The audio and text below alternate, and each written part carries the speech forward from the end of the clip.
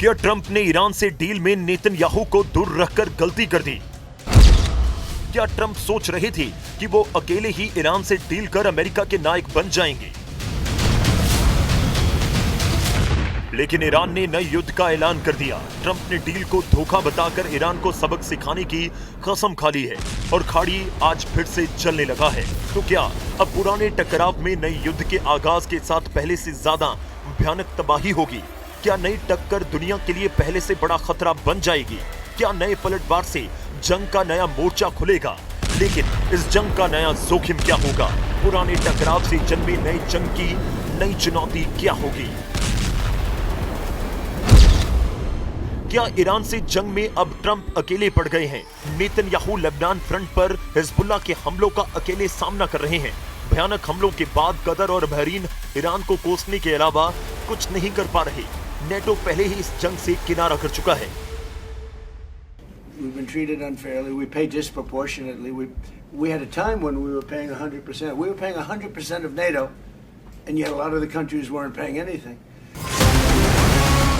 तो क्या ईरान ने ट्रंप के अकेलेपन का फायदा उठा लिया? क्या वो जान गया कि इस जंग में ट्रंप से सभी सहयोगियों ने कन्नी काट ली है और नेतन्याहू को ट्रंप ने खुद इस जंग से दूर कर दिया था? तो इस जंग में ट्रंप ने नेतन्याहू को धोखे में रखा। जंग का आगाज साथ हुआ, लेकिन जब फाइनल फाइट की बात सामने आई तो ट्रंप ने नेतन्याहू को ईरान के परमाणु सीन से आउट कर दिया। ट्रंप को पहले से पता था कि ईरान अमेरिका की डील नहीं मानेगा। ईरान साफ कह चुका था कि डील उसकी शर्तों पर होगी, नहीं तो बड़ा युद्ध होगा। नेतन्याहू भी यही कह रहे थे कि मुझे जंग की आजादी दो, ईरान को सबक सिखाने दो। फिर ट्रंप ने डील से नेतन्याहू को आउट क्यों कर दिया? अमेरिका में सीज फायर हुआ, लेकिन नेतन्याहू नहीं माने। उन्होंने लेबनान में अपनी जंग जारी रखी। दक्षिणी लेबनान से इजरायली सेना की वापसी से इनकार कर दिया। अमेरिका की मध्यस्थता से लेबनान और इजराइल में सीज फायर समझौता तो हुआ, लेकिन आईडीएफ ब्रिगेड हर दिन हर सेकंड एक्टिव रही। हर दिन हिजबुल्लाह के खिलाफ इजराइल का ऑपरेशन जारी रहा। हर हफ्ते हिजबुल्लाह के सैकड़ों ठिकानों पर हमले जारी रहे। लेबनान चिल्लाता रहा, इजराइल सीज फायर का उल्लंघन कर रहा है, लेकिन इजराइल की एयर स्ट्राइक नहीं रुकी। नेतन्याहू ने साफ संदेश दिया, जब तक हिजबुल्लाह की मिसाइलों का खतरा है, हम नहीं रुकेंगे। दक्षिणी लेबनान में सीज फायर के बावजूद कई टारगेट को निशाना बनाया। ये जंग की तस्वीरें बता रही हैं कि ईरान ने अकेले दम पर 3 मोर्चों पर अपनी ताकत दिखा दी है। पहला मोर्चा नया है, लेकिन टकराव पुराना है। ईरान ने हॉर्मुज में अमेरिका के सहयोगी देशों के कतर और सऊदी अरब के तेल टैंक पर मिसाइलें दागी। अमेरिका ने ईरान पर पलटवार किया तो ईरान ने फिर से खाड़ी में अमेरिकी ठिकानों को निशाना बनाना शुरू कर दिया। उधर लेबनान में इजराइल के खिलाफ अपने प्रॉक्सी हिजबुल्लाह के जरिए युद्ध को जारी रखे हुए है। तो सवाल यह है कि क्या ट्रंप की डिप्लोमेसी ही युद्ध की सबसे बड़ी वजह बन गई? I think it was absolutely necessary because when you have a ceasefire and Iran is basically violating the ceasefire, we've seen what happened yesterday with ships being attacked. I think it is totally crucial that the US forcefully reacts. I also expect allies today to discuss Iran. I expect allies today to reconfirm that Iran should never, ever get its hand on a nuclear capability. अभी तक दुनिया यही मान रही थी कि Iran के खिलाफ सबसे आक्रामक आवाज ट्रंप की है और सबसे ज्यादा युद्ध की भाषा नेतन्याहू बोल रहे हैं। लेकिन अब कहानी में एक नया मोड़ आ चुका है। जिस नेटो को लेकर ट्रंप सालों से सवाल उठाते रहे, उसी नेटो के महासचिव अब वही चिंता जता रहे हैं कि ईरान कभी परमाणु हथियार हासिल ना करे और हॉर्मुज की जल धारा हर कीमत पर खुली रहे। यानी क्या अब मुद्दा केवल अमेरिका बनाम ईरान नहीं रहा, बल्कि पूरी पश्चिम सुरक्षा व्यवस्था की चिंता बन चुका है। दिलचस्प बात यह है कि लक्ष्य लगभग एक जैसा दिखाई देता है। ईरान परमाणु हथियार ना बनाए, लेकिन रास्ते अलग अलग हैं। ट्रंप कहते हैं दबाव बढ़ाओ, ईरान को झुकाओ। नेतन्याहू कहते हैं जरूरत पड़े तो ईरान पर बम फोड़ो, मिसाइलें दागो। अब नेटो भी खुलकर बोलने लगा है। हॉर्मुज खुला रहना चाहिए और ईरान को परमाणु हथियार से दूर रखना चाहिए। तो क्या तीनों की मंजिल एक है, लेकिन रास्ते अलग हैं? America called us the model ally because we're, unlike many of your so-called allies, we actually fight alongside you. Our brave soldiers and your brave soldiers fight shoulder to shoulder. I think America has no greater ally than Israel, and Israel has no greater ally than the United States. यहीं से सबसे बड़ा सवाल जन्म लेता है, क्या इस पूरे संकट का असली केंद्र ट्रंप है, नेतन्याहू है या फिर ईरान का परमाणु कार्यक्रम? अगर दुनिया की अलग अलग ताकतें एक ही मुद्दे पर चिंता जता रही हैं, तो क्या युद्ध की जड़ केवल राजनीति नहीं बल्कि परमाणु हथियारों का डर है? और जब अमेरिका, इजराइल, ईरान और नेटो सबकी निगाहें मिडिल ईस्ट पर टिक जाती हैं, तो सबसे ज्यादा राहत किसे मिलती है? रूस को, क्योंकि जितना लंबा पश्चिम एशिया का संकट चलेगा उतना ही यूक्रेन का मोर्चा अंतरराष्ट्रीय सुर्खियों से पीछे जाएगा। और क्या इसका सबसे ज्यादा बड़ा फायदा पुतिन को होगा? तो साफ है, जितना ज्यादा पश्चिम एशिया जलता रहेगा उतना ही फायदा पुतिन को होगा। अमेरिका ईरान के चंगुल में फंसा रहेगा, इजराइल लेबनान में उलझा रहेगा, नेटो की ऊर्जा बढ़ जाएगी और यूक्रेन का मोर्चा धीरे धीरे दुनिया की नजरों से ओझल हो जाएगा।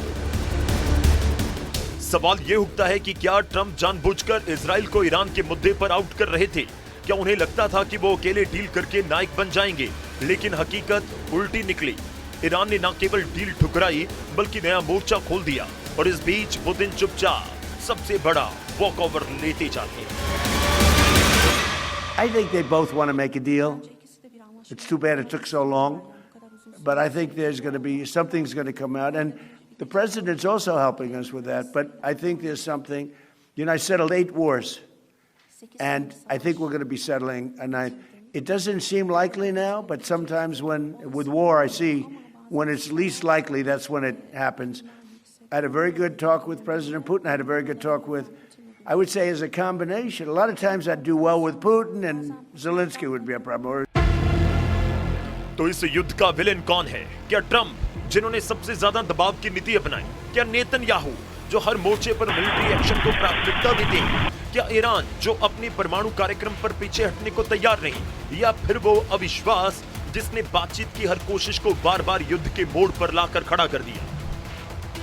जब मिडिल ईस्ट में सब उलझे हैं, ट्रंप का असली फोकस कहीं और है। आर्कटिक में रूस और चीन को रोकने के लिए ग्रीनलैंड पर कब्जा या पूरा नियंत्रण हासिल करना।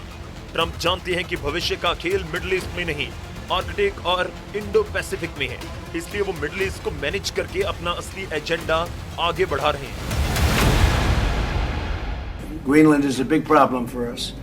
And the other big problem is the fact that when we wanted them, we didn't want them badly, but we did say, if you want to join us, and they all said no.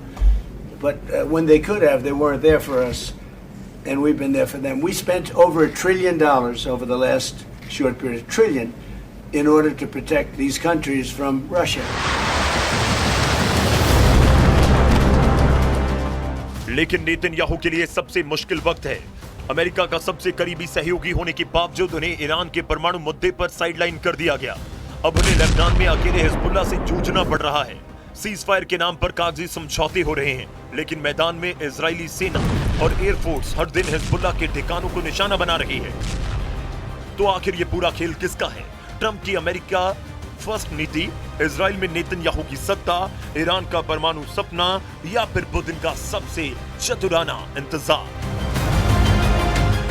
जब पश्चिम Asia में आग सुलग रही है तो सबसे ज्यादा राहत रूस को मिल रही है, क्योंकि जब तक मिडिल ईस्ट जलता रहेगा पुतिन यूक्रेन में अपनी चालें चलते रहेंगे। ट्रंप डील चाहते थे, ईरान युद्ध चाहता था, नेतन्याहू सुरक्षा चाहते थे और पुतिन वो बस इंतजार कर रहे थे कि सब कुछ एक दूसरे से उलझ जाए। क्या ट्रंप का दोहरा खेल आखिरकार पुतिन का सबसे बड़ा तोहफा बन चुका है?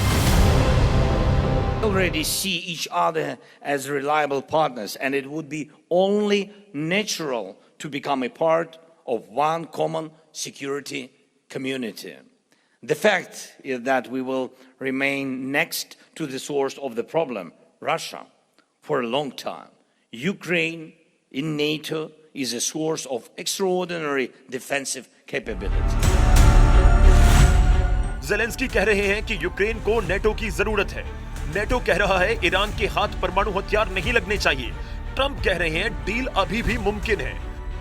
नेतन्याहू कह रहे हैं सुरक्षा से कोई समझौता नहीं है, और ईरान कह रहा है दबाव के आगे झुकेंगे नहीं। यानी हर पक्ष अपने अपने सच के साथ खड़ा है। लेकिन इन सब के बीच सबसे बड़ा सवाल अब यही है और अगर इस आग से सबसे ज्यादा फायदा किसी को मिल रहा है तो क्या वो रूस है, जो बिना नया मोर्चा खोले यूक्रेन के युद्ध का दबाव कम होता देख रहा है। युद्ध अभी खत्म नहीं हुआ, डील अभी बनी नहीं और सवाल अभी बचा है, क्या पश्चिम एशिया के इस आग का सबसे बड़ा विलेन कोई एक देश है या फिर वो वैश्विक राजनीति जिसमें हर खिलाड़ी अपनी जीत चाहता है लेकिन शांति की हार होती चली जाती है।